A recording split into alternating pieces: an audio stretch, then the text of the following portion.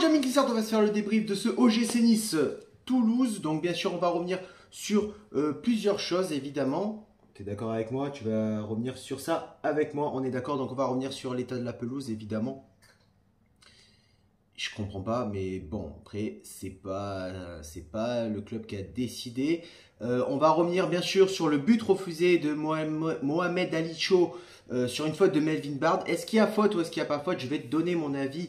Alors commence pas à dire ouais mais t'es niçois donc du coup tu vas avoir un avis pas objectif. Naniana. Regarde la vidéo jusqu'à la fin et tu verras si mon avis est objectif ou pas. Et on va revenir évidemment aussi sur ce problème, cette égalisation du TFC qui est méritée, mais est-ce qu'on n'arrive pas sur un autre problème à l'OGC Nice qu'on n'avait pas depuis des années et que on se retrouve face à ce problème actuellement et c'était pas ce dont on avait besoin, en tout cas pas actuellement.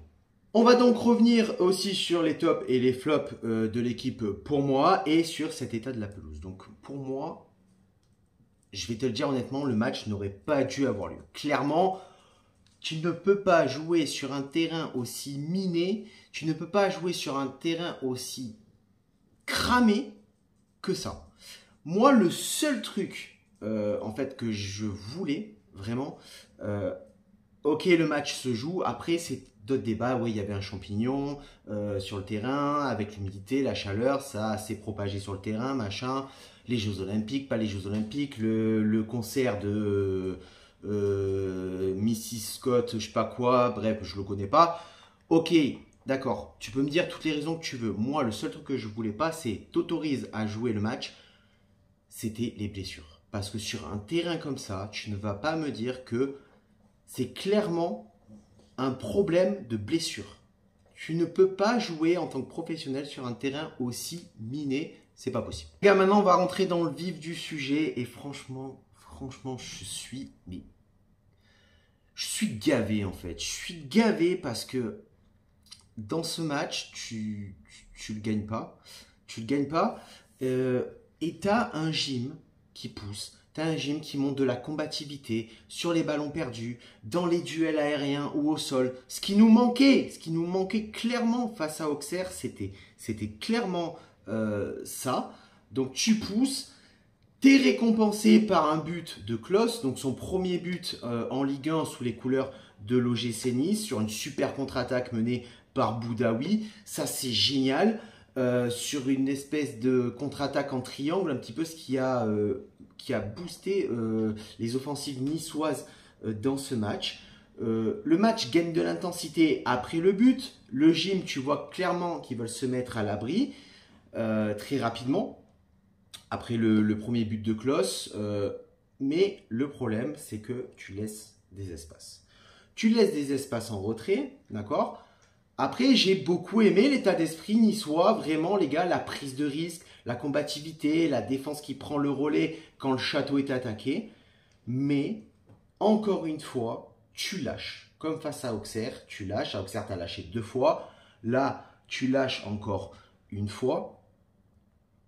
C'est pas possible. Et moi, la question, les gars, la question que je vous pose, parce que en vrai, après l'heure de jeu, on a beaucoup plus de recul, on laisse évoluer le TFC, devant, on concède énormément d'actions offensives de la part du TFC, on a une part de chance avec la barre, une première fois, des tirs non cadrés qui n'inquiètent pas Marcin Bulka, mais d'un autre côté, le but égalisateur qui vient. Tu vois, c'est mérité, comme je dis, à un moment où peut-être au niveau du momentum, le TFC avait le ballon et gagnait du terrain, tu vois.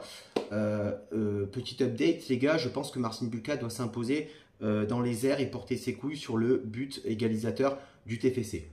Pour moi, c'est clair, net et précis. Vraiment, tu dois t'imposer. Tu es le patron de ta défense, tu es le patron de la surface de réparation. Il n'y a pas de... Voilà.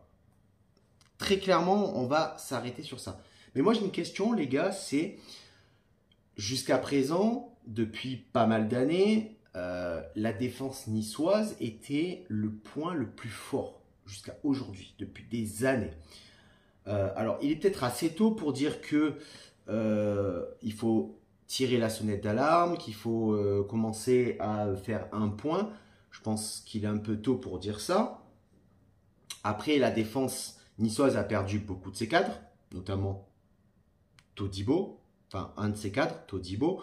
La défense est vieillissante, Dante, hein, et que je pense que le club n'a pas aussi prévu la relève assez tôt pour pallier à ces secteurs. Mais est-ce que la question est que le gros problème de cette saison, le gros point noir, va être la défense niçoise, alors que jusqu'à présent, c'était notre plus gros point fort. Je te laisse commenter ça dans l'espace commentaire avec le petit hashtag Boycott DAZN. Toujours, on lâche pas les gars.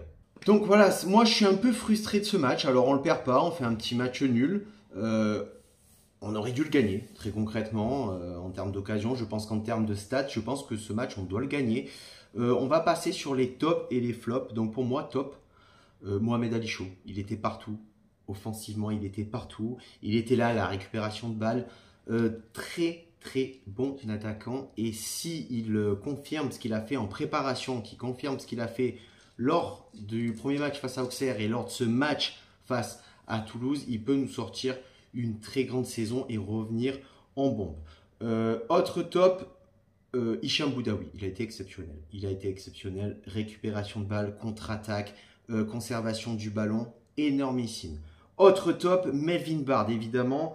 Melvin Bard qui est revenu de sa suspension et qui m'a sorti, il m'a sorti un match, franchement, bravo monsieur. Vraiment, vraiment bravo monsieur parce qu'il a été exceptionnel. Et je me suis dit, est-ce que Melvin Bard, après la superbe saison qu'il a fait l'année dernière, est-ce qu'il va être capable de revenir à son meilleur niveau? Et je pense que la saison s'annonce pour lui complètement folle. Et le dernier petit top, c'est Jonathan Klaus qui marque son premier but en Ligue 1 sous les couleurs de l'OGC Nice. Ça fait plaisir. C'est un très bon pari de Flo Maurice. Et pour le flop, alors j'en aurais qu'un à dire, mais c'est un petit flop. Même s'il est, il est sur l'action au niveau de la relance et du but de Jonathan Klaus, c'est Bombito. Bombito que j'ai trouvé un petit peu timide, un petit peu sur la réserve. Alors, il découvre la Ligue 1, il vient d'arriver au club, il vient d'arriver en France. Bah, je ne vais pas non plus lui taper sur les doigts, mais c'est mon petit flop de ce match. Donc voilà les gars, c'est vraiment frustrant ce match parce qu'il y avait beaucoup d'intensité, beaucoup d'engagement, début de match, hein, vraiment le gym mettait du rythme, alertait son adversaire avec notamment en début de match Jonathan Klaus et Mohamed Ali Chaud. On avait un bloc haut, une récupération haute, très mobile sur le fond de l'attaque, hein, on frappait au but, on arrivait à trouver nos joueurs de la tête sur les centres et sur les corners aussi, il y avait beaucoup d'implications. C'était aussi les consignes de Francaise. Nice a développé un jeu de vitesse en multipliant les passes en une touche, se créer beaucoup d'espace et vraiment arriver à évoluer facilement dans les 16 derniers mètres de l'adversaire. Il a manqué le réalisme encore une fois. Hein, à la 30e minute, je crois qu'on cadre une seule frappe sur 4 frappes tentées. Donc c'est très peu en termes de ratio, hein, c'est 25%, c'est très très peu à 30 minutes. Il manque encore et toujours ce réalisme chirurgical devant le but pour éviter, comme là encore une fois, où on se fait égaliser, pour éviter de regretter ce qu'on n'a pas fait en début de match. Voilà, il y avait très peu de déchets, c'est vrai, à la perte de balle. Je parle sur la première mi-temps et moitié de deuxième mi-temps, très peu de déchets. Et surtout, quand on perdait le ballon, on avait cette réactivité à récupérer le ballon assez haut pour pouvoir repartir vers l'avant. Défensivement, c'était plutôt propre.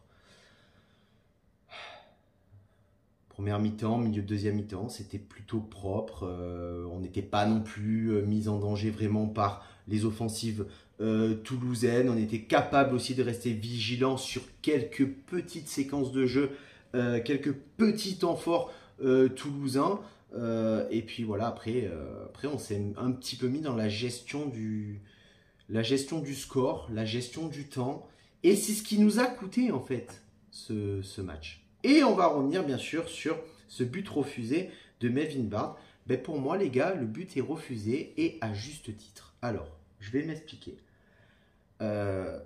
sur le départ de l'action, les deux vont sur le ballon. Melvin Bard joue le ballon et le défenseur toulousain joue le ballon. Sauf que sur la deuxième touche de Melvin Bard, où il veut tenter d'orienter le ballon vers un autre joueur niçois, c'est un geste qui n'est pas maîtrisé, qui fait tomber le joueur toulousain et qui l'empêche de défendre le ballon, qui l'empêche de défendre sur sa surface. Donc pour moi, alors si t'as pas la VAR, le but est validé, t'as pas de carton, certes, mais la VAR est là, et là pour une fois la VAR a fait son job, il faut le dire quand ils font leur job pour une fois, écoute, une fois n'est pas coutume, j'ai envie de te dire, mais bon, que ça fasse coutume quand même, mais pour moi le geste de Melvin Bard, le deuxième geste, je parle du deuxième geste, pas du premier, où il va chercher le ballon, t'as pas d'excès d'engagement sur la première prise où il va prendre le ballon, t'as pas d'excès d'engagement, il compte pas faire faute, il n'est pas en retard, mais sur la deuxième prise, sur la semelle, on va dire, de la deuxième semelle de Melvin Bard, il y a un geste non maîtrisé et il est en retard. Donc le but pour moi est objectivement, le but est refusé à juste titre. Voilà les gars. Et voilà, amis Blizzard, c'est la fin de ce débrief. On se retrouve très prochainement pour un nouveau match, évidemment. On n'hésite toujours pas à mettre le hashtag boycott Dyson, bien sûr, évidemment. Je sais toujours pas comment ça se prononce, les gars. C'est dire si je les suis quand même. Hein. Sur ce, à bientôt. Ciao Viva, la Bayeta et Issa Nissa.